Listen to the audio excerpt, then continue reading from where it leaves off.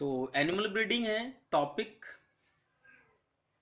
पहली बात, ब्रीडिंग क्या होता है? बिल्कुल आपको दिख रहा होगा, a group of animals related by descent. Descent का मतलब होता है एंसेस्ट्री, जिनके पेरेंट्स सेम रहे हों, जिनका ओरिजिन सेम रहा हो। तो अगर एक ग्रुप ऑफ एनिमल्स है जो कि सेम ओरिजिन से बिलोंग करता है, डिसेंट बोल रहे हैं, and similar in most characters like general appearance means morphology दिखती सेम है, फीचर साइज बिल्कुल सेम साइज के ऑलमोस्ट हैं, लाइक अगर आप सारे टाइगर्स को देखेंगे एक जैसे हैं। फिर कॉन्फ़िगरेशन, पूरा जो बॉडी स्ट्रक्चर है सेम दिखेगा। तो ऐसे किसी ग्रुप ऑफ एनिमल को आप क्या बुलाते हैं? ब्रीड बुलाते हैं।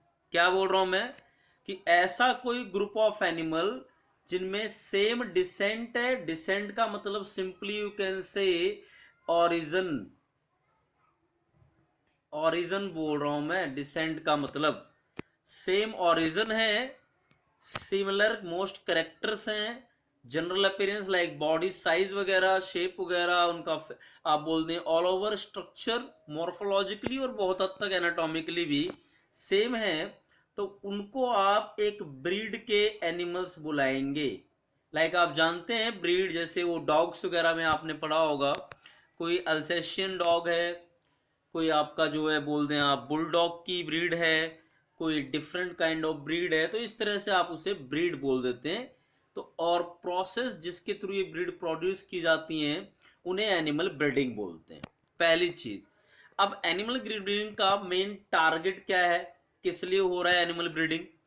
तो इसके लिए आप सिंपली एक बात देखेंगे कि एनिमल ब्रीडिंग एम्स, कि उसका एम है at increasing the yield of animals, जानवरों की पैदावार ज्यादा हो। ठीक, आप ये समझिए इसके अंदर कि एनिमल्स की प्रोडक्शन ज्यादा हो और साथ में एनिमल जो प्रोड्यूस करते हैं, लाइक कोई काऊ है वो प्रोड्यूस करती है मिल्क, एक एग्जांपल के तौर पे ले रहा हूं मैं, कोई कोई काऊ प्रोड्यूस करती है मिल्क, तो उसकी yield like milk production, egg production, animal की उसकी यील्ड जो जिस चीज के लिए मेनली उसको ब्रीड करवाया जा रहा है उसके प्रोडक्ट के लिए, वो इनहांस होगा and improving the desirable qualities of the produce की। और उसके अलावा जो क्वालिटी है प्रोड्यूस की, जो भी वो यील्ड करके दे रहा है, इधर मिल्क हो एग हो कुछ भी हो, उसकी क्वालिटी भी बढ़ाना। लाइक मैं बता दूं कि मिल्क में अगर आप different different varieties of cows की बात करेंगे, तो किसी काउ के मिल्क में आपको ज़्यादा अमाउंट ऑफ प्रोटीन मिलेगा, अच्छी ब्रीड होगी तो। किसी काउ के मिल्क में आपको खराब अमाउंट ऑफ, या आप बोल दें आप लो अमाउंट ऑफ प्रोटीन मिलेगा, अगर वो ब्रीड उसके मुकाबले सुपीरियर या अच्छी नहीं होगी तो इसलिए बोल रहे हैं इसका एम क्या है, इंक्रीज करना है। एक तो यील्ड को जो भी प्रोड्यूस कर रहे हैं, और साथ में यील्ड को इंक्रीज करना ही नहीं है, उसकी क्वालिटी भी होनी चाहिए, क्वालिटी भी बेस्ट लेवल की हो। तो उसे आप क्या बोल रहे हैं, एनिमल ब्रीडिंग का मेन टारगेट है। क्लियर बात है। आगे फिर, when breeding is between animals of the same breed, आप समझिए अगर दो ब्रीड हैं, जैसे मैंने एक एग्जांपल लिया कि मान लो मैं काउस को लेके चलता हूं, तो काउस में एक अच्छी ब्रीड होती है, उसका नाम है जर्सी काउस। जर्सी काउस है, मान लो दो जर्सी काउस है, उनके बीच आपने ब्रीडिंग करवा दी, उनके बीच आपने क्रॉसिंग करवाई, उनकी मेटिंग करवा दी, तो उसे आप इनब्रीडिंग बोलेंगे। Means when breeding is between animals of the same breed, अभी मैंने जैसे बोला दोनों जर्सी काउस, दोनों जर्सी ब्रीड हैं, तो दोनों जर्सी ब्रीड्स को अगर आपस में क्रॉस करवाया गया तो उसे इनब्रीडिंग मींस, अगर सेम ब्रीड के एनिमल्स को आपस में क्रॉस करवा लिया गया, लाइक दो बुलडॉग के एनिमल्स को आपस में क्रॉस करवाया, always mating between male and female, लेकिन ब्रीड सेम है इसलिए इनब्रीडिंग।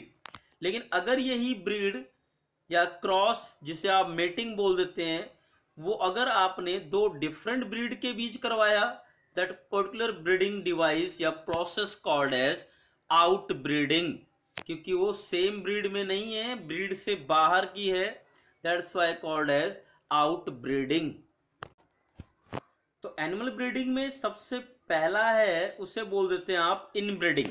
अब पहली बात, इनब्रीडिंग को समझे कैसे, किस तरह से आप बताएंगे कि ये इनब्रीडिंग है, प्रोसेस है, इनब्रीडिंग बोला जा रहा है, क्यों बोला जा रहा है। तो इसके लिए बिल्कुल सिंपल कंडीशन है। मैं आपको एक केस बता दूं, बिल्कुल सिंपली आप ध्यान रखें। मान लीजिए कोई भी, सिंपली आप लेके चले, दो पेरेंट्स हैं, एक मेल है और एक फीमेल है। मेल और फीमेल दो पेरेंट्स हैं, मान लो मैंने दो इंडिविजुअल ले लिए, मेल फीमेल, इनके बीच में क्रॉस हुआ, इनकी अगली जनरेशन आई, मान लीजिए फर्स्ट जनरेशन थी, आगे फिर ये किसी और से क्रॉस करेंगे, सेकंड जनरेशन आएगी, थर्ड आएगी, फोर्थ आएगी, फिफ्थ आएगी, ऐसे जनरेशन वाइज जनरेशन चलता रहेगा। अब इनका आपको पता ओरिजिन तो सेम है, एक ही पेरेंट से आए हुए हैं, मेन एंसिस्ट्री बिल्कुल सेम है। अब आप क्या बोल रहे हैं, इनब्रीडिंग किसे बोल रहे हैं, आप अगर मेटिंग करवा दें मोर क्लोजली रिलेटेड इंडिविजुअल से, मोर क्लोजली मीन्स लाइक वो एक ही ब्रीड के हैं, लाइक कोई इंडिविजुअल है मेल फीमेल, और उनसे चार मान लो बच्चे आते हैं उनके, नई जनरेशन, उन चारों के बच्चों का आपस में फिर क्रॉस करवा देना, उससे आगे के फिर क्रॉस करवा देना, कोई बाहर का ना है, उनका आपस में ही क्रॉस चलता रहे, तो क्या बोला जा रहा है, ऐसे को इनब्रीडिंग। कैसे, it refers to the mating of more closely related, आप देख रहे हैं simply, more mating of more closely related individuals, जो ज्यादा क्लोज हो, within the same breed, breed same होनी चाहिए, लाइक दोनों जर्सी काउज हैं, दोनों जर्सी काउज हैं जिनके बीच क्रॉसिंग हो रही है, फॉर 4 to 6 जनरेशंस, कि जो इंडिविजुअल 4 से 6 जनरेशन, जैसे मैंने बोला ना, ये आपके parent first generation, second, third, fourth, ऐसा 4 से 6 जनरेशन वाले इंडिविजुअल के बीच अगर मेटिंग हो रही है तो उसको आप बुला रहे हैं इनब्रीडिंग। क्लियर बात ये, लेकिन इस बात का ख्याल रखा जाएगा इसमें कि breeding should be between superior male and superior female of same breed. ध्यान रहेगी बात, सुपीरियर मेल में किसे बोलूंगा, जिसके पास स्पर्म क्वालिटी अच्छी होगी, सुपीरियर फीमेल में किसे बोल रहा हूं, जिसके पास ओवम की क्वालिटी बेस्ट होगी, और उनके बीच मेटिंग होगी और वो बेटर इंडिविजुअल होंगे, एक तरह से अच्छी रिप्रोडक्टिव एबिलिटी होगी, तो वो आप इन ब्रीडिंग बोलेंगे। कि अगर आप रिलेटेड इंडिविजुअल के बीच क्रॉसिंग करवा रहे हैं, लेकिन ध्यान रखेंगे कि वो 4 से 6 जनरेशन तक मिलते हों, इतने में अगर आप क्रॉसिंग करवाएंगे तो उसे आप इनब्रीडिंग बोल रहे हैं। क्लियर है आई थिंक। अभी इनब्रीडिंग से क्या होता है फायदा और नुकसान भी, इनब्रीडिंग में लिखा हुआ है इनब्रीडिंग विल इंक्रीज होमोजाइगोसिटी। अभी यही समझ में आना चाहिए होमोजाइगोसिटी क्या होता है। देखिए मैं इसको आपको बिल्कुल क्लियरली समझा दूं, होमोजाइगोसिटी क्या होता है। जैसे आप सिंपली जानते होंगे सारे कि नॉर्मली क्या होता है, क्रोमोसोम होते हैं पेयर्स में, और जो भी पेयर ऑफ क्रोमोसोम होता है उनके ऊपर एक जीन के 2 अलील होते हैं। जैसे यहां मैं बोल रहा हूं कोई हाइट के लिए कैपिटल टी है तो यहां स्मॉल टी है, तो क्या हो रहा है, ये भी हाइट के लिए है, ये भी हाइट के लिए है, दोनों हाइट के लिए जीन है। तो आप क्या बोल रहे हैं, अगर मान लीजिए ऐसे जो अलील हैं दोनों, मान लो दोनों क्रोमोसोम पर दोनों कैपिटल वाले हों, या दोनों, आपने थोड़ा बहुत अगर पढ़ा होगा तो आपको पता होगा, एक होता है आपका दोनों के दोनों, अगर आप देखें डोमिनेंट, डोमिनेंट कैपिटल वालों को बोलते हैं, रिसेसिव आपके जो स्मॉल वाले होंगे। तो अगर दोनों मान लो, होमोजाइगोसिटी कंडीशन क्या है कि इनब्रीडिंग की वजह से क्या होता है कि जो जीन के सेट बनते हैं अलील के, वो हमेशा होमोजाइगस बनते हैं ज्यादातर। जैसे कैपिटल टी का बन गया, स्मॉल टी का बन गया, मींस होमोजाइगस कंडीशन या होमोलोगस कंडीशन देखेंगे आप, होमोजाइगस कंडीशन आपको देखने को मिलेगा, मतलब एक जीन में दोनों अलील सेम होंगे। तो इस चीज को प्रमोट करता है इनब्रीडिंग, जो भी अगर आप देखेंगे किसी ऑर्गेनिज्म में। फिर उसके बाद लेकिन एक इसका नुकसान क्या है, अच्छा देखो होमोजाइगोसिटी होने का क्या फायदा है, करेक्टर ज्यादा अच्छे आएंगे, जो आप चाहते हैं मैं ऐसा बोल दूं, जो पेरेंट के करेक्टर होंगे एज इट इज उतर के आएंगे, और ज्यादा पेरेंटल करेक्टर मिलेंगे आपको मोर सुपीरियरिटी के साथ। चलिए आगे फिर, however continued inbreeding specially close inbreeding usually reduces fertility and even productivity. अब इस बात को समझिएगा, आप एक प्रोसेस पढ़ते हैं जिसे बोल देते हैं आप सिंपली इवोल्यूशन या वेरिएशन। बट वेरिएशन में क्या कंडीशन होती है, वेरिएशन होना जरूरी क्यों है, क्योंकि आपको पता है वेरिएशन जैसे जैसे ऑर्गेनिज्म अगली जनरेशन आती जाएंगी वैसे वैसे एनवायरनमेंट भी बदलता है। तो एनवायरनमेंट के हिसाब से वेरिएशन होना चाहिए ताकि उसमें एनवायरनमेंट के हिसाब से नए नए कैरेक्टर्स आए, और नए नए कैरेक्टर आएंगे तो डेफिनेटली जो है वो ऑर्गेनिज्म एनवायरनमेंट में सर्वाइव कर पाने के काबिल रहेगा। बट अगर मान लो बहुत ज़्यादा क्लोज रिलेटिव के बीच में इनब्रीडिंग हो रही है, जैसे इसने कहा however continued inbreeding specially close inbreeding, मतलब बहुत क्लोज रिलेटिव्स के बीच में, तो usually reduces fertility and even productivity. आप समझिए जब बहुत क्लोज रिलेटिव होंगे, बहुत क्लोजली होंगे तो उनके ऑलमोस्ट कैरेक्टर सेम होंगे, तो उनकी अगली जनरेशन में वेरिएशन नहीं आएगा, और अगर वेरिएशन नहीं आया तो एनवायरनमेंट के हिसाब से वो ज़्यादा काबिल नहीं होंगे, तो उनकी फर्टिलिटी क्या हुई, रिड्यूस होगी।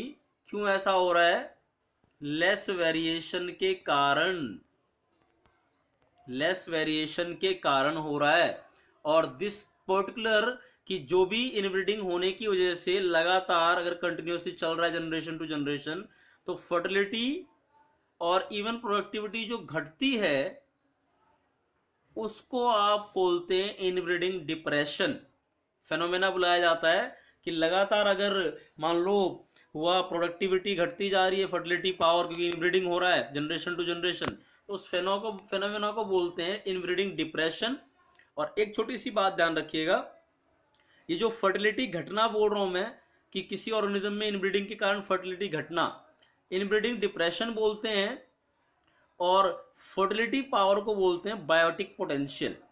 ध्यान रखिए चीज, फर्टिलिटी जो पावर होती है उसको बोलते हैं बायोटिक, BIOTIC पोटेंशियल।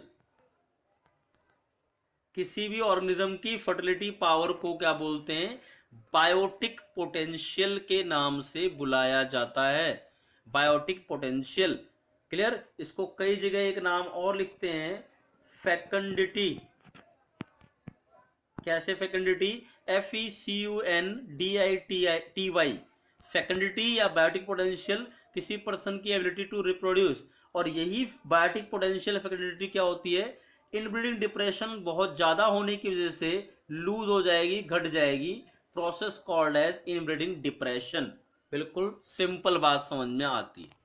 आगे चलें, इसके अंदर क्या है, whenever this becomes a problem, अगर इनब्रीडिंग डिप्रेशन ज़्यादा हो गया और प्रॉब्लम आएगा और जनरेशन खराब हो रही है, तो उसके लिए अब क्या करेंगे, एक डिफरेंट बोल दें आप सिंपली, या तो आप सेम ब्रीड में रखिए या डिफरेंट ब्रीड में चले जाइए। लेकिन आप यहाँ पे ध्यान रखें क्योंकि हमें देखो उसके बाकी करेक्टर तो मेंटेन रखने हैं, तो अगर मैं डिफरेंट ब्रीड ले आऊँगा तो करेक्टर बिल्कुल चेंज हो जाएंगे, तो मेरे इनब्रीडिंग करवाने का कोई खास फायदा होगा नहीं। तो क्या होगा, अगर इनब्रीडिंग डिप्रेशन ज़्यादा है तो ऐसे किसी से सेलेक्ट करके ऑर्गेनिज्म को मेट कर दिया जाएगा जिनका आपस में कोई रिलेशन नहीं है। मींस ब्रीड सेम रखेंगे लेकिन उनकी जनरेशन्स कॉमन नहीं है।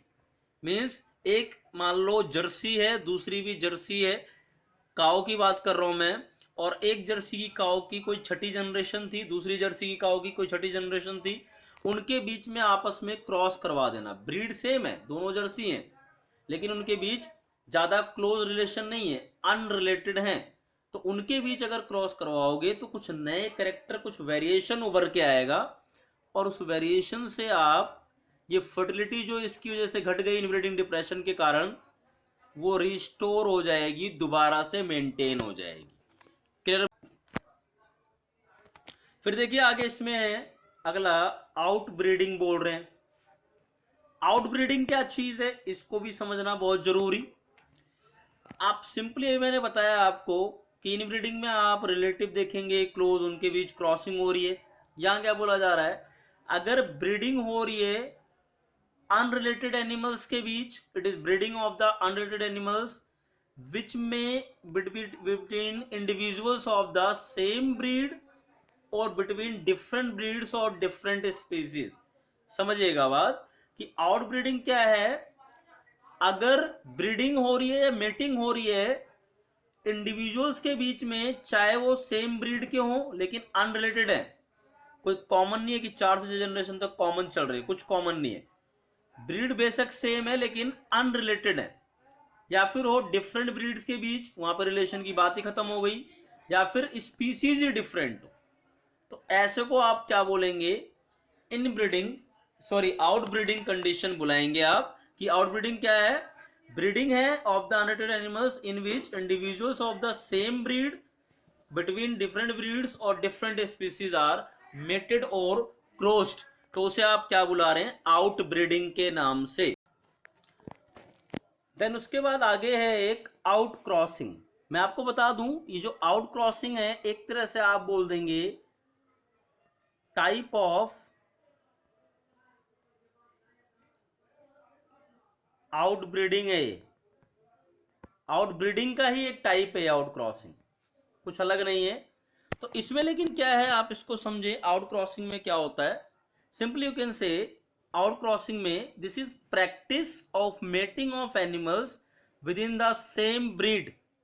पहली बात, मेटिंग किन के बीच होगी, सेम ब्रीड के बीच होगी, but having no common ancestry on either side of their pedigree up to 4 to 6 generations. कि इनब्रीडिंग में क्या पढ़ रहे थे हम, ध्यान होगा अगर आपको, इनब्रीडिंग में हमने पढ़ा कि जो क्रॉसिंग होगी वो ऐसों के बीच होगी जिनमें 4 से 6 जनरेशन तक कॉमन एंसेस्ट्री चल रही है।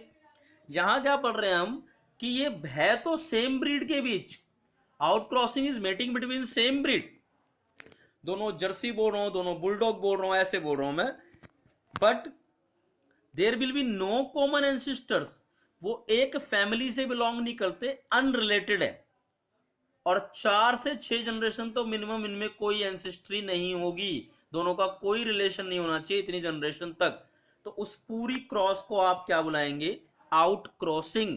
बिल्कुल क्लियर, आउट क्रॉसिंग। अब उसके बाद इसके अंदर फिर आगे देखें, लिखा हुआ है अगर आप आउट क्रॉस करें, लिखा है the offspring of such a mate is known as out cross, कि आउट क्रॉसिंग में जो आपको ऑब्टेन्ड नई जनरेशन आएगी, नई जनरेशन को ऑफस्प्रिंग बोलते हैं मेटिंग के बाद, तो उसे आप एक आउट क्रॉस बुलाएंगे। क्लियर बात, ये आउट क्रॉसिंग का रिजल्ट आउट क्रॉस ही होगा। और ध्यान क्या रखेंगे, अगर कोई मान लो इनब्रीडिंग डिप्रेशन हुआ है, बताया मैंने आपको पीछे कि इनब्रीडिंग डिप्रेशन कब होता है, तो अगर कोई इनब्रीडिंग डिप्रेशन हुआ है तो अगर एक ही आउट क्रॉस कर दें एक जनरेशन में, सपोज किसी जनरेशन में इनब्रीडिंग डिप्रेशन दिख रहा है ज्यादा, तो उस जनरेशन में एक आउट क्रॉस कर दें एक ही बार एक जनरेशन में, तो वो एक ही बार जो आउट क्रॉस होगी वो इनब्रीडिंग डिप्रेशन को ओवरकम कर देगी, मींस उसको खत्म कर देगी उस जनरेशन से पूरी तरह से। तो ये एक तरह से बेनिफिट हो गया किसका, आउट क्रॉसिंग का। फिर इसमें टॉपिक है क्रॉस ब्रीडिंग, बता दूं इसको, ये भी एक टाइप है किसका, आउट ब्रीडिंग का ही। क्रॉस आउट क्रॉस भी टाइप था आउट ब्रीडिंग का, क्रॉस ब्रीडिंग भी एक टाइप है आउट ब्रीडिंग का, इसमें नाम से काफी कुछ समझ में आता है। इसमें क्या है, इन दिस ब्रीड या मेथड सुपीरियर मेल्स जो होंगे किसी एक ब्रीड के of one breed are mated with the superior females of another breed, कि इस ब्रीडिंग में superior males of a breed are mated with superior females of another breed, दो डिफरेंट ब्रीड्स के मेल और फीमेल क्या होंगे, met करेंगे और एक नई ब्रीड लेके आएंगे, नई जनरेशन लेके आएंगे। तो क्रॉस ब्रीडिंग में क्या है, ब्रीड ही डिफरेंट है, अब इसमें जनरेशन का कोई रिलेशन हो ही नहीं सकता। अगर ब्रीड अलग है, मीन्स एक जर्सी काऊ है एक देसी काऊ है नॉर्मल, उनके बीच अगर क्रॉसिंग हो रही है, मीन्स जर्सी काऊ की वैरायटी है, एक आपका दूसरा वैरायटी है कोई सूरती वगैरह, तो उनके बीच अगर हो रही है तो बिल्कुल डिफरेंट ब्रीड है, जनरेशन कॉमन होने की बात ही खत्म हो गई, तो उसे आप क्रॉस ब्रीडिंग। फिर उसके बाद क्रॉस ब्रीडिंग की खासियत क्या है आप इसको समझें, अगर कोई मान लीजिए ऑर्गेनिज्म है एक ब्रीड का ए, कोई ए है ऑर्गेनिज्म और दूसरा है बी, तो ये मान लो एक ब्रीड का है, बी जो है दूसरी ब्रीड का है, तो आपको पता है ए ब्रीड के पास भी कुछ क्वालिटी हैं, बी ब्रीड के पास भी कुछ क्वालिटी हैं।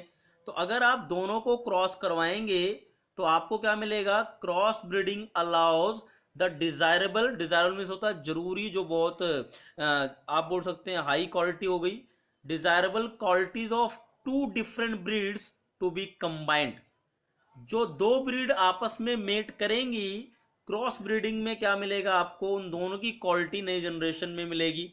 ये बेनिफिट है किसका, क्रॉस ब्रीडिंग का।